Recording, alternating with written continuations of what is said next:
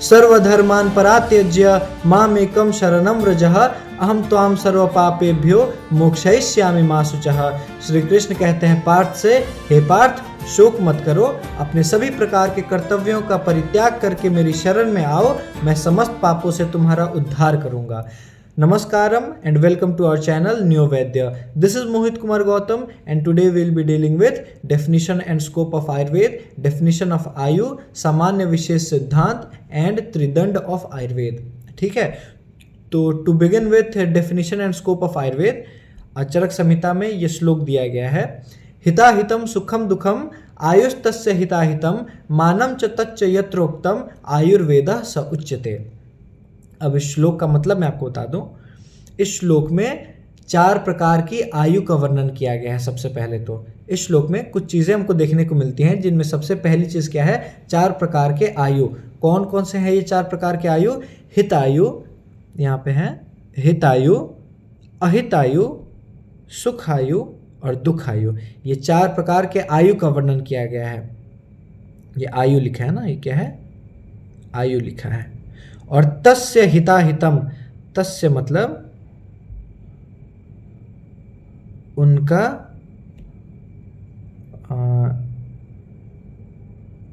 हितकर, हित अहितम और अहितकर, इन 4 प्रकार के आयु के लिए उनका जो हितकर है और उनका जो अहितकर है, और उनका मान, मान मतलब मेजरमेंट, परिमाण है ना, बताया जा रहा है कि इन 4 प्रकार के आयु का, इन 4 प्रकार के आयु के लिए जो चीज़ें मतलब जो आहार और विहार हितकर है और अहितकर है, और इन चारों प्रकार के आयु का जहाँ पे मान बताया जा रहा हो, मेजरमेंट बताया जा रहा हो, उसे क्या कहते हैं? आयुर्वेद कहते हैं। ये हो गया आपके आयुर्वेद का डेफिनेशन। यत्र उक्तम मतलब, उक्तम मतलब बोला जा रहा हो, है ना, तो जहाँ या फिर जहाँ बताया गया हो, ठीक है, उसे क्या कहते हैं? आयुर्वेद स उच्यते। उसे आयुर्वेद कहते हैं। ठीक है, इन 4 प्रकार के आयु के लिए जो भी आहार और विहार हितकर है या अहितकर है, और इन चारों प्रकार के आयु का मान का जहाँ पे वर्णन किया जा रहा हो, उसे आयुर्वेद कह देते हैं। तो ये तो हो गया definition and scope of Ayurveda. Scope क्या? Definition of Ayurveda. अब देखिए, अब इसको मैं थोड़ा डिटेल में आपको बता दूं कि जो 4 प्रकार की आयु की हमने बात की, ये 4 प्रकार की आयु के मतलब क्या होते हैं। तो पहला हमने क्या बताया? हित आयु। ठीक है, हित आयु मतलब क्या होता है? ऐसी आयु, ऐसा जीवन जो एक व्यक्ति के लिए और साथ ही साथ समाज के लिए हितकर हो। तो वो कैसे हो सकता है? एक व्यक्ति अगर धर्म के मार्ग पर चले, धर्म के मार्ग पे अपना जीवन व्यतीत करे, तो वैसा जीवन उसके लिए भी हितकर होगा और उसके समाज के लिए भी हितकर होगा। ठीक है, और कोई व्यक्ति अधर्म के मार्ग पर चले तो वो उसके लिए भी अहितकर होगा और समाज के लिए भी अहितकर होगा। तो उसे क्या बोल देंगे? अहितायु बोल देंगे। सुखायु क्या होता है? मान लीजिए कोई व्यक्ति सुखपूर्वक अपना जीवन व्यतीत कर रहा है, तो उसका जीवन कैसा है? सुखदायक है, तो वैसे जीवन को सुखायु बोल देंगे। किसी के जीवन में बहुत ज़्यादा दुख है तो उसको दुखायु बोल देंगे। तो ये तो हो गया 4 प्रकार के आयु। अब देखिए, एक क्वेश्चन अराइज होता है जो कि मैं भी पढ़ रहा था, तो मेरे भी माइंड में अराइज हुआ था कि हितायु और सुखायु तो काइंड ऑफ सेम ही चीज़ हो गई ना, मतलब जो धर्म के मार्ग पे चल रहा हूँ, मेरे लिए हितकर है, समाज के लिए हितकर है, तो ऑब्वियसली सुखदायक भी होना चाहिए। लेकिन यहाँ पे एक वो आ जाता है, डिफरेंस क्या आ जाता है? जैसे मान लीजिए सुखायु का मतलब क्या है कि वो इंसान सुखी है। फॉर एन एग्जाम्पल, एक व्यक्ति है जिसने पुनर्जन्म में बहुत ही अच्छे कर्म किए हैं, जिसके कारण इस जन्म में क्या हो रहा है कि उसने एक बहुत ही अच्छे परिवार में उसका जन्म हुआ। ठीक है, पुराने जन्म के अच्छे कर्मों की वजह से इस जन्म में उसने एक बहुत ही अच्छे परिवार में जन्म लिया। ठीक है, तो क्या होगा? अच्छे परिवार में उसने जन्म लिया, अच्छा इन्वायरमेंट रहेगा, अच्छा बैकग्राउंड रहेगा, जिसके कारण क्या होगा कि आरोग्य रहने के चांसेस बढ़ जाते हैं। एक इंसान के क्या होता है कि अच्छे परिवार में कोई जन्म लेता है, अच्छे इन्वायरमेंट में रहता है, तो उसके बीमार होने के चांसेस कम हो जाते हैं ना। तो क्या होगा कि वो उसका जीवन सुखपूर्वक बीतेगा। लेकिन यहाँ पे क्या हो सकता है कि ये इंसान सुखी तो है, सुखपूर्वक तो जीवन व्यतीत कर रहा है अच्छे घर में जन्म लेने की वजह से, लेकिन ऐसा भी तो हो सकता है कि ये इंसान अधर्म के मार्ग पे चल रहा हो, है ना। तो सुखी तो है, सुखायु तो है, लेकिन क्या हितायु है? नहीं, अहितायु है, क्योंकि ये इस जन्म में क्या कर रहा है? अधर्म कर रहा है। वो बात अलग है कि इसका भी कर्मफल उसे अगले जन्म में देखने को मिल जाएगा या इसी जीवन में देखने को मिल जाएगा, लेकिन अभी के लिए तो इसका जीवन सुखायु ही है, ठीक है, लेकिन हितायु नहीं है। तो यहाँ पे सुखायु और हितायु में डिफरेंस आ जाता है। एक एग्जाम्पल मैं आपको और बताता हूँ, जैसे दिनचर्या होता है, ऋतुचर्या होता है, ये चीज़ें फॉलो करना भी कोई आसान चीज़ नहीं होती है। दिनचर्या को फॉलो कर लेना सही सही, इसमें भी बहुत सा, जैसे आप ही को बोल दिया जाए कि सुबह ब्रह्म मुहूर्त में उठना है और ब्रह्म मुहूर्त उत्तिष्ठेत स्वस्थ रक्षार्थम आयुषा, उसके बाद जो भी कृत शौच विधिस्ततः करना है, दंत धावन करना है, मतलब पहले फ्रेश होना है, फिर ब्रश करना है, फिर अंजन करना है, ये सारी चीज़ें आपको अगर करने को बोल दी जाए डेली बेसिस पे, तो ये बहुत ही मुश्किल सा काम हो जाएगा, है ना। उतना सुख की वो नहीं होगा, सुख आपको फील नहीं होगा, है ना, बहुत ज़्यादा खुशी नहीं होगी ये चीज़ करके, आपको बहुत ज़्यादा मतलब कठिनाइयों का सामना करना सा, आपको ऐसा फील करो कि बहुत सारी कठिनाइयाँ आपको फेस करनी पड़े। सवेरे उठना ही एक बहुत बड़ा चैलेंज हो जाता है हमारे लिए। तो हो सकता है कि ये हमारे लिए बहुत हैप्पी सी चीज़ ना हो, बहुत सुखायु सा फील ना हो, लेकिन हितायु तो हमारे लिए है ये चीज़, है ना।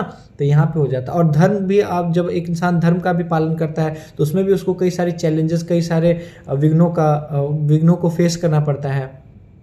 तो वो क्या हो जाता है, सुखायु है कि नहीं है उस पर तो क्वेश्चन मार्क आ जाता है, लेकिन हाँ हितायु तो वो जरूर से ही है। तो ये हो गया सुखायु, हितायु, अहितायु, दुखायु, इन चारों प्रकार के आयु को मैंने बता दिया। वैसे ही दुखायु और अहितायु भी होता है। और इन चारों प्रकार के आयु के लिए जो चीज़ें, जो आहार और विहार हितकर है अहितकर है, इनका जहाँ पे वर्णन किया गया हो, इन चारों प्रकार के आयु के मान का, मेजरमेंट का जहाँ पे वर्णन किया गया हो कि एक आरोग्य व्यक्ति है उसका आयु कितना लंबा होगा, एक रोगी व्यक्ति है उसका आयु कितना लंबा होगा, ठीक है। तो इन चीज़ों का जहाँ पे वर्णन किया जाता है उसे क्या बोल देता है, आयुर्वेद। कहीं भी आयुर्वेद का डेफिनेशन आए तो ये श्लोक तो आपको लिखना ही लिखना है, ठीक है। अगला आ जाते हैं, अगला हमको क्या पढ़ना है आज, अगला हम पढ़ेंगे डेफिनेशन ऑफ आयु एंड इट्स सिनोनिम्स, ठीक है। डेफिनेशन ऑफ आयु पढ़ते हैं। जैसे 4 प्रकार की आयु की तो हमने बात कर ली, ये 4 प्रकार के आयु होते हैं। आयु होता है क्या है, आयु मतलब होता क्या है, तो आयु के लिए यहाँ पे श्लोक दिया गया है, शरीर इंद्रिय सत्व आत्म संयोगोधारी जीवितम नित्यगश्च अनुबंधश्च पर्यायर आयुर उच्यते। इसका मतलब क्या होता है, इसका मतलब होता है शरीर, ठीक है, शरीर इंद्रिय, सत्व मतलब क्या होता है, मन को सत्व बोल देते हैं, मनस को सत्व बोल देते हैं, ठीक है। और आत्मा तो आप समझ ही रहे हैं, आत्मा है ना, आत्मा मतलब जो चेतन तत्व है उसको आत्मा बोल देते हैं। इन चारों के संयोग से जो बनता है उसे हम आयु कह देते हैं। शरीर, इंद्रिय, सत्व और आत्मा, ये चारों चीज जब मिलती हैं तब आयु, तब लाइफ बनता है। इनमें से कोई भी एब्सेंट रहेगा तो उसे हम आयु नहीं कहेंगे। शरीर ही नहीं है तो इंद्रिय, सत्व, आत्मा होने का कोई वो ही नहीं बनता है ना, सवाल ही नहीं बनता। शरीर है, इंद्रिय है, मनस है, आत्मा ही नहीं है तो उसे भी हम आयु नहीं बोलेंगे। शरीर, इंद्रिय, आत्मा है, सत्व, मनस ही नहीं है तो उसे भी हम आयु नहीं बोल सकते, क्योंकि यहाँ पे साफ साफ लिखा है कि इन चारों के संयोग, कंजंक्शन, इन चारों के मिलने से जो बनता, अरे यार ये क्या हो गया, इन चारों के मिलने से जो बनता है उसे क्या बोल देते हैं, इन चारों के संयोग से जो बनता है उसे क्या बोल देते हैं, आयु बोल देते हैं ना। शरीर, इंद्रिय, मनस और आत्मा, इन चारों के संयोग से जो बनता है, इन चारों के मिलने से जो बनता है उसे हम जीवन, या जीवन बोल रहा हूँ, क्या बोलते हैं, आयु बोल देते हैं। तो यहाँ पे क्या लिखा है, देखिए टॉपिक में देखिए, डेफिनेशन एंड सिनोनिम्स ऑफ आयु। सिनोनिम की भी बात करनी है हमें। तो डेफिनेशन तो हमने देख लिया कि इन चारों के मिलने से आयु बनता है, और सिनोनिम की बात करें, पर्यायवाची की बात करें, पर्याय, इसका मतलब क्या है, पर्याय, पर्याय मतलब सिनोनिम, आयु, आयु के सिनोनिम उच्यते, आयु के सिनोनिम होते हैं, आयु के सिनोनिम होते हैं, सिनोनिम ऑफ आयु होते हैं। कौन होते हैं, धारी, जीवितम, नित्यग और अनुबंध।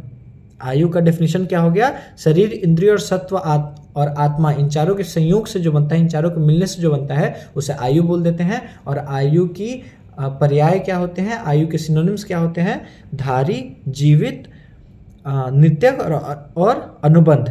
धारी क्या होता है, धारयति शरीरम पुतिताम गंतुम न ददाति इति धारी। इसका मतलब क्या हो गया कि जो शरीर को डिके होने से, सड़ने से बचाए, है ना। ऐसे एक मृत शरीर आप एक देख लीजिए, कोई लाश देख लीजिए, तो क्या होता है, सड़ने लगता है ना।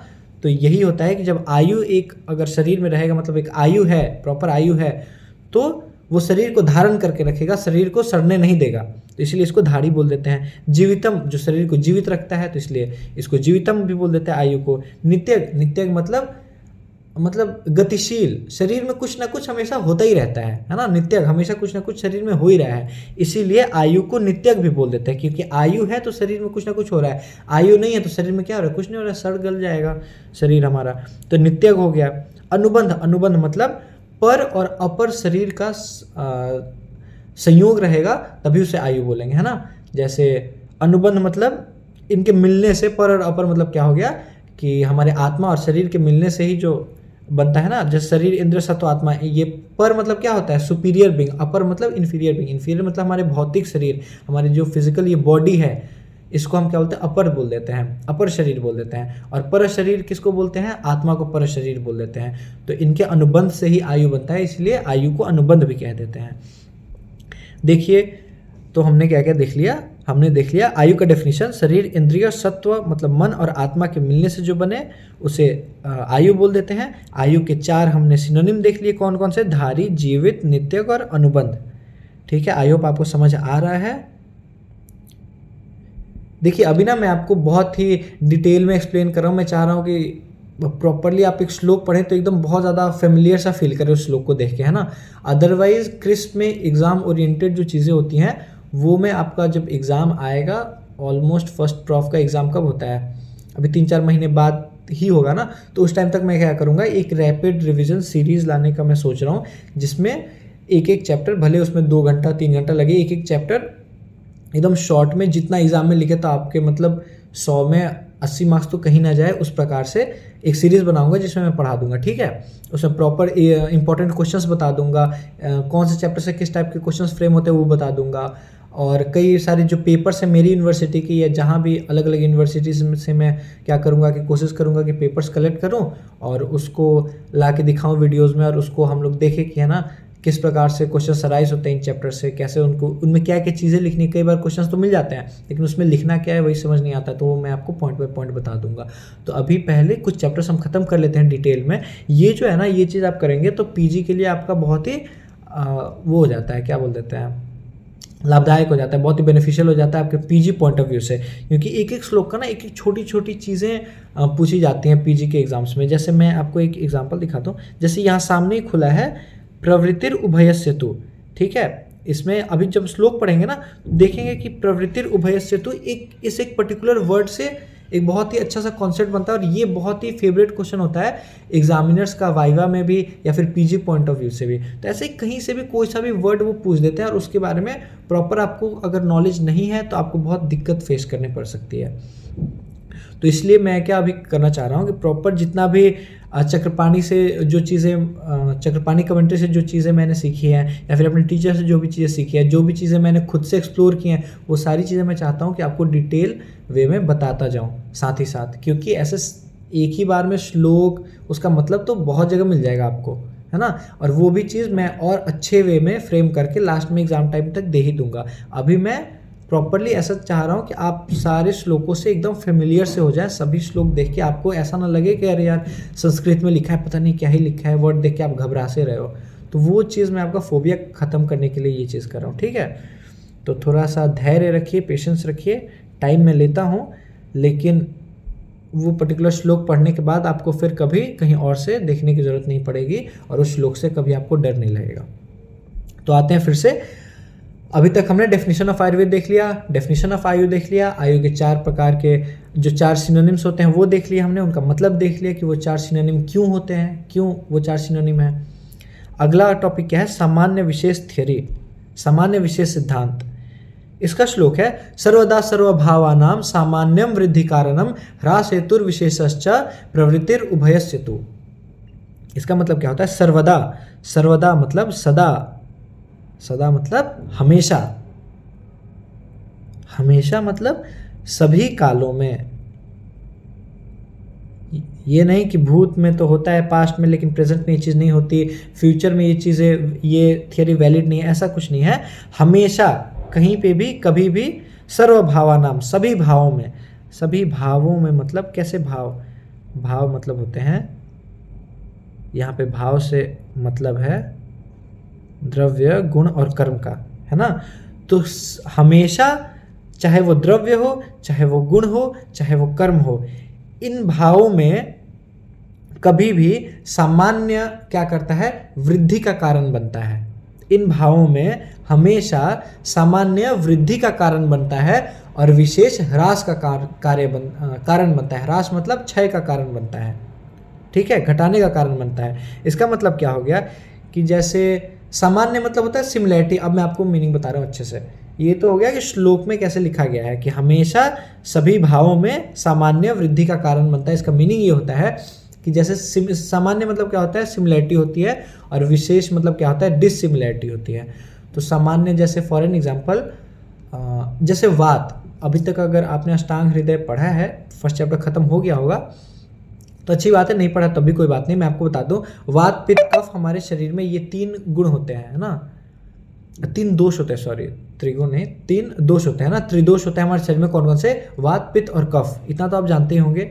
और वात जो होता है उसका अष्टांग में आप एक श्लोक पढ़िएगा, तत्रुक्षो लघु सीता खर सूक्ष्मस चलो नीलहा। इसका मतलब क्या होता है कि जो हमारा वात दोष होता है उसकी कुछ प्रॉपर्टीज होती हैं, उस वात दोष के कुछ गुण होते हैं। तो वो गुण कौन कौन से होते हैं? उन गुण में, ये गुण तो आपको पढ़ना ही अष्टांग हृदय में, मैं आपको बस स्पेसिफाई करके बता दूं कि हमारे वात दोष का एक गुण होता है शीत, तत्रुक्षो लघु शीतः, है ना। तो वात की कौन सी एक प्रॉपर्टी होती है? शीत प्रॉपर्टी होती है। वात जो होता है शीत होता है, शीतल होता है, ठंडा होता है, कोल्ड होता है ना वात। तो अब सामान्य मतलब सिमिलर, कोई सिमिलर सब्सटेंस, मान लीजिए मैं आइसक्रीम खा लूँ, आइसक्रीम क्या होता है? शीतल होता है, ठंडा होता है। तो उस आइसक्रीम का गुण क्या है? शीतलता। मेरे वात का गुण क्या है? शीतलता।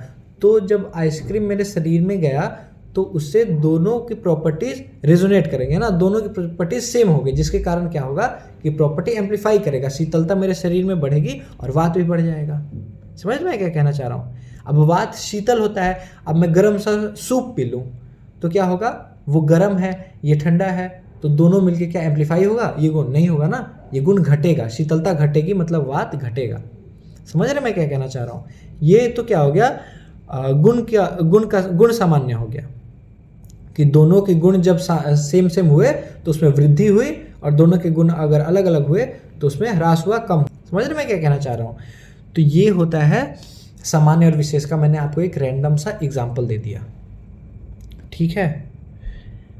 वात वाला आप हम कंसिडर करेंगे क्योंकि हमारा जो आयुर्वेद की जो चिकित्सा पद्धति है वो मेनली रिवॉल्व करती है इसी सिद्धांत के अराउंड, सामान्य विशेष सिद्धांत के अराउंड। हम वो दवाई, मान लीजिए वात बढ़ गया तो वात को घटाने के लिए क्या करेंगे कि वात की जो गुण है उसके विपरीत गुण वाली औषधियों का इंटेक करेंगे तो क्या होगा? वात घट जाएगा। और मान लीजिए कफ क्या है, कफ घट गया है तो कफ की सिमिलर सामान्य प्रॉपर्टीज़ वाली कोई भी हम द्रव्य ले लेंगे तो उससे क्या हो जाएगा?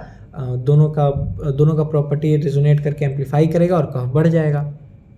तो ये हो गया सर्वदा सर्वभावनाम सामान्यम वृद्धि कारणम, ठीक है। तो हमेशा सभी भावों में सामान्य वृद्धि का ही कारण बनता है। अब अगला लाइन क्या है? ह्रास हेतुर विशेषश्च प्रवृत्तिर उभयस्य तु। ह्रास हेतुर विशेषश्च, हेतु मतलब क्या होता है? हेतु मतलब भी कारण ही होता है ना, कारण।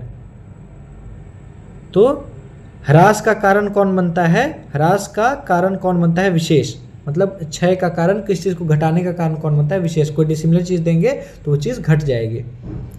अब प्रवृत्तिर उभयस्यतु, प्रवृत्तिर उभयस्यतु से ये बहुत इंपॉर्टेंट वो है इस एग्जामिनर्स के पॉइंट ऑफ व्यू से, वो बहुत ज़्यादा वाइवा में अक्सर ही सवाल पूछा जाता है, प्रवृत्तिर उभयस्यतु से तुम क्या समझते हो? अब देखिए चक्रपाणी 2 मतलब बताते हैं प्रवृत्तिर उभयस्यतु से अपने कमेंट्री में। वो क्या कहते हैं कि प्रवृत्ति से, प्रवृत्ति का मतलब होता है इनिशिएशन, है ना, कोई चीज़ का इनिशिएट होना। तो मैंने क्या बताया कि सिमिलर प्रॉपर्टी वाली चीज़ का जब हम इंटेक करते हैं, जैसे वात है, वात शीतल है तो कोई शीतल पदार्थ हम इंटेक करेंगे तो हमारा वात बढ़ जाएगा, शीतलता को एम्पलीफाई करेगी, जिसके कारण से वात बढ़ जाएगा। लेकिन ये चीज़ इनिशिएट, ये प्रोसेस इनिशिएट कब होगा? जब ये चीज़ मैंने उस चीज़ का इंटेक किया ना, हमारे शरीर में गया, तभी तो वात बढ़ा। मान लीजिए यहाँ पे मेरे शरीर में वात दोष है, मैं अपने सामने आइसक्रीम रख दूँ तो क्या मेरा वात बढ़ जाएगा? सामान्य से जो बढ़ने वाली जो प्रोसेस है कि सामान्य देंगे तो वृद्धि होगी, ये चीज़ क्या इनिशिएट होगी मेरे सामने रखने से? नहीं होगी। उसका जब मैं इंटेक करूँगा तभी ये सामान्य वृद्धि कारणम बनेगा, है ना, सामान्य वृद्धि का कारण बनेगा। वैसे ही विशेष चीज़ का मैं इंटेक करूँ, शरीर में जब जाएगा, कॉन्टैक्ट होगा शरीर से, तभी विशेष की भी प्रॉपर्टी जो होगी वो देखने को मिलेगी हमें, ठीक है। ऐसे इधर उधर रखने से नहीं होगी, वो इनिशिएट, प्रवृत्ति मतलब इनिशिएशन। तो ये प्रोसेस वृद्धि का इनिशिएशन कब होगा? जब हमारे शरीर में वो कॉन्टैक्ट में आएगा वो चीज़। तो ये हो गया एक मीनिंग मैंने बताया। चक्रपाणि ने दो मतलब बताए हैं प्रवृत्ति उभय हेतु से। तो पहला तो ये हो गया कि कॉन्टैक्ट में शरीर के आना पड़ेगा वृद्धि का कारण बनने के लिए या फिर ह्रास का हेतु बनने के लिए। दूसरी चीज़ क्या है? प्रवृत्ति उभय प्रवृत्ति। उभय प्रवृत्ति मतलब दोनों चीज़ें होती है। जैसे हमारे शरीर में कोई भी चीज़ का इंटेक करें ना, तो ऐसा नहीं होता कि बस सामान्य ही है। मान लीजिए मैंने आपको एक पॉइंट ऑफ व्यू बताया कि आइसक्रीम खाया तो उसकी प्रॉपर्टी जो कोल्डनेस, शीतल वाली प्रॉपर्टी थी, वात के शीतल प्रॉपर्टी के सामान्य थी, तो वात को बढ़ाया। लेकिन आप ध्यान दीजिए, हमारे शरीर में क्या सिर्फ वात है? हमारे शरीर में तो पित्त भी है। पित्त का प्रॉपर्टी क्या होता है? उष्ण होता है। पित्त क्या होता है? गर्म होता है। तो मैंने जब आइसक्रीम खाया तो आइसक्रीम ने पित्त को तो घटा दिया ना, पित्त के लिए तो विशेष हो गया, वात के लिए वो सामान्य हो गया, लेकिन पित्त के लिए वो विशेष हो गया। तो ये दोनों चीज़ें उभय मतलब दो, है ना, दोनों प्रकार से। तो प्रवृत्ति उभय तो दोनों प्रकार से इनिशिएट होते हैं। कोई भी चीज़ हम इनटेक करते हैं तो दो प्रकार की प्रोसेसेस चल रही होती है शरीर में साथ, मतलब साइड बाय साइड। एक सामान्य किस चीज़ के लिए वो सामान्य है, तो 110% है कि जरूर कोई ना कोई चीज़ ऐसी है जिसके लिए वो विशेष भी है। किस चीज़ को अगर बढ़ा रहा है तो जाहिर सी बात है कोई न किसी न किसी चीज़ को घटा भी रहा है। जैसे आइसक्रीम का एग्जांपल मैंने आपको दे दिया कि वात को बढ़ा रहा है, हमने पहले तो ये दिया, हमारा फोकस इसी पे था कि शीतलता का सामान्य है तो वात बढ़ाया, लेकिन साथ में पित्त को भी तो घटा रहा है। तो यही कह रहे हैं कि उभय प्रवृत्ति होता है सामान्य और विशेष का। शरीर में दोनों चीज़ें साथ साइड बाय साइड चल रही होती है। जैसे आप मॉडर्न पढ़ते हैं मेटाबॉलिज्म क्या होता है? Anabolism, catabolism. और किस चीज़ की वृद्धि हो रही है तो साथ में क्षय भी हो रहा है, तभी वृद्धि हो रही है। बस बढ़ते थोड़ी जाएगा तब तो। ऐसा थोड़ी हो सकता है कि कोई ना कोई चीज़ बस बढ़े जा रहा है, घटे जा रहा है। कोई चीज़ घट रहा है तभी तो उससे नई चीज़ बन रही है, ठीक है। बस आप इतना समझिए कि कोई चीज़ का जब हम इंटेक करते हैं तो वो क्या करता है कि वो किसी चीज़ के लिए सामान्य भी हो सकता है और किसी न किसी चीज़ के लिए वो विशेष भी होता ही होता है। तो दोनों चीज़ें शरीर में साइड बाय साइड चलती हैं। ऐसा नहीं होता कि बस किसी चीज़ के लिए सामान्य चीज़ ही हमने खा ली, वो किसी के लिए विशेष नहीं हो सकता, वो किसी के लिए विशेष भी होगा ही होगा, ठीक है। अब अगला श्लोक क्या है? सामान्यम एकत्वकरम विशेषस्तु पृथक्त्वकृत तुल्य अर्था ही सामान्यम विशेषस्तु विपर्यय। सामान्यम एकत्वकरम, सामान्य क्या करता है?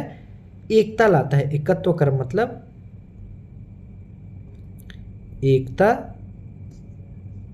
एकता लाता है। सामान्य एकता लाता है। विशेषस्तु पृथक्त्वकृत, पृथक्त्व मतलब अलगाव मतलब डिफरेंट, है ना। डिफरेंशिएट, कृत मतलब करता है। सामान्यम एकत्व कर्म, सामान्य एकता लाता है। जैसे मैं मान लीजिए एक रैंडम एग्जांपल देता हूँ, चला गया यूएसए, ठीक है, मैं चला गया यूएसए। अब यूएसए में कोई इंडिया का इंसान मुझे मिल गया तो उसकी और मेरी एक सिमिलैरिटी हो गई ना कि हम दोनों एक ही जगह से बिलोंग करते हैं, तो हम दोनों में एकता का भाव आएगा। समझ रहे हैं मैं क्या कहना चाह रहा हूँ? तो बहुत ही आसान सी चीज़ होती है। इसको जितना आप कॉम्प्लेक्स बनाइएगा कॉम्प्लेक्स होता जाएगा, तो इसको आसान करके पढ़िए, बहुत ही आसान सी चीज़ें होती हैं। तो मैं यूएसए गया और कोई इंसान मुझे इंडिया का ही यूएसए में मिल गया, हम दोनों में ये सामान्यता है कि हम दोनों एक ही जगह से बिलोंग करते हैं, तो हम में एकता का भाव उत्पन्न होगा ही होगा। कि अब देखिए जैसे विशेष, तो दो चीज़ें अगर विशेष होंगी मतलब डिसिमिलर होंगी तो जाहिर सी बात है दोनों के बीच में एक अलगाव आएगा ही आएगा, है ना, कि वो उससे अलग है, ऐसी फीलिंग आ ही जाएगी अगर दोनों में कुछ सामान्यता नहीं है। लेकिन इंडिया में देखिए तो इंडिया में क्या है? अनेकता में एकता, है ना। अनेकता मतलब क्या हो गया कि डिफरेंट टाइप की भाषाएं हैं, डिफरेंट टाइप का खान पान है, डिफरेंट टाइप के रीजन से लोग बिलोंग करते हैं, बहुत सारा क्या बोलते हैं, जियोग्राफिकल भी डाइवर्सिटी है, तो फिर भी इतने अनेक अलग अलग धर्म हैं, अलग अलग जातियाँ हैं, फिर भी इन सब में भी समान सिमिलैरिटी क्या है, हम सब इंडियन हैं, है ना। तो सिमिलैरिटी पे फोकस करिए, तो डिसिमिलर चीज़ों में भी सिमिलैरिटी हमको देखने को मिल सकती है। इतनी चीज़ें डिसिमिलर होते हुए भी हम एज एन इंडियन हम ये सामान्यता एक दूसरे में इस्टेब्लिश करके, एक दूसरे में देखकर और एकता का भाव ला सकते हैं एक दूसरे के लिए। तो यही हो गया, यही मतलब होता है इसका भी कोई रॉकेट साइंस थोड़ी है। इसका भी सेम मतलब होता है कि दो अगर चीज़ें सामान्य हैं तो उनमें एकता का भाव आता है, और दो चीज़ें अगर विशेष हैं तो डिसिमिलर हैं तो उनमें क्या होता है, डिफ्रेंशिएट है ना, अलगाव का भाव उत्पन्न हो जाता है। अगला लाइन क्या है, तुल्य अर्था ही सामान्यम विशेषस्तु विपर्यया। तुल्य अर्था मतलब होता है, अर्थ मतलब प्रयोजन, यहाँ पे अर्थ का मतलब यहाँ पे प्रयोजन है, प्रयोजन मतलब है, तुल्य मतलब कंपेरेबल है ना, कंपेरेबल, हाँ कंपेरेबल ही लिख देता हूँ। कंपेरेबल हो गया, सिमिलर हो गया, कुछ भी कह सकते हैं। जैसे कि मान लीजिए कि जैसे किसी को फीवर आया है, फॉर एग्जांपल किसी को फीवर आया है और उसको क्या होता है, पट्टी रखते हैं, ठंडे पानी में भिगो के उसके सर पे पट्टी रखते हैं टेम्परेचर को नॉर्मलाइज करने के लिए, है ना। लेकिन मान लीजिए पानी नहीं है, एक ऐसा कंडीशन है वहाँ पानी नहीं है, ठंडा दूध है, क्या हम ठंडा दूध यूज़ कर सकते हैं? हाँ, हमारा मेन प्रयोजन, हमारा मेन उद्देश्य क्या है, टेम्परेचर को थोड़ा कम करना, है ना। एक्सटर्नल एप्लीकेशन से टेम्परेचर को थोड़ा कम करना, तो हम शीतल दूध भी ले सकते हैं।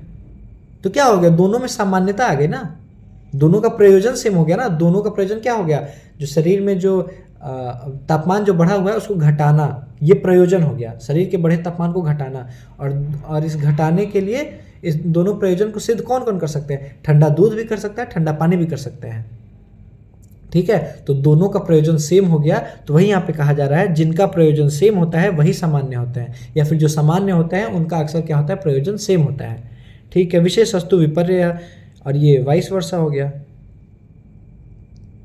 उल्टा हो गया, इसका एग्जैक्टली उल्टा हो गया कि जो चीज़ें विशेष होती हैं उनका प्रयोजन अलग अलग होता है। और मान लीजिए ठंडा पानी है और गर्म पानी है, तो दोनों का प्रयोजन अलग अलग हो गया ना। मान लीजिए शरीर का तापमान बढ़ा है तो ठंडा करने के लिए हम ठंडा पानी यूज़ करेंगे, गर्म पानी यूज़ कर सकते हैं क्या? नहीं, वो तो और तापमान बढ़ा देगा। तो इसलिए इनका प्रयोजन एकदम डिफरेंट हो गया, ठीक है। हमें ठंड लग रही है तो क्या कर सकते हैं कि गर्म पानी से हम नहा सकते हैं, लेकिन क्या तापमान को घटाने के लिए गर्म पानी की यूज़ कर सकते हैं? नहीं, उसके लिए तो ठंडा पानी हम यूज़ करेंगे। तो इन दोनों का प्रयोजन, गर्म और ठंडा, ये दोनों विशेष हैं, तो इनका प्रयोजन भी अलग हो गया। लेकिन शीतल दूध और शीतल पानी का प्रयोजन सेम है, तो ये तुल्य अर्थ के हो गए, तो इसलिए ये सामान्य हो गए। तो ठीक है, आज के वीडियो लेक्चर को हम यहीं पे एंड करेंगे। त्रिदंड ऑफ आयुर्वेद बचा, तो वो हम अगले लेक्चर में कवर कर लेंगे। और ये अभी आपके पास टाइम है काफ़ी, आराम से इसको देखिए, आराम से समझिए। चरक संहिता बहुत ही इंपॉर्टेंट सब्जेक्ट है, और खास करके दीर्घन जीविती अध्याय जो पहला चैप्टर है वो तो कुछ ज़्यादा ही सुपर इंपॉर्टेंट सा हो जाता है। तो आप इसको एकदम ध्यान से पढ़िए, जैसे जैसे मैं पढ़ा रहा हूँ। आप बुक को भी रेफर करिए, बुक के श्लोक में जो है वहाँ पे ये मीनिंग आप लिखते जाइए, जैसे जैसे मैं यहाँ लिखता हूँ ना वैसे, या फिर जो चीज़ें मैं बोलता हूँ उनको भी आप श्लोक को ऐसे अलग अलग बीच में ऐसे क्या करते हैं, ऐसे जैसे पृथक तो कृत, है ना, तो ऐसे बीच बीच में लाइन बना दें, पृथक तो डिफ्रेंशिएट कृत करना, ऐसे कर करके आप अपने बुक में प्रॉपर्ली करिए, और एग्जाम टाइम पे वो आपको बहुत हेल्प करेगा। इनफैक्ट पीजी का प्रिपरेशन करेंगे तब भी वो जब बुक देखेंगे, आपको वो श्लोक दिखेंगे तो आपको बहुत फैमिलियर से लगेंगे, ठीक है। So signing off, keep smiling, keep learning.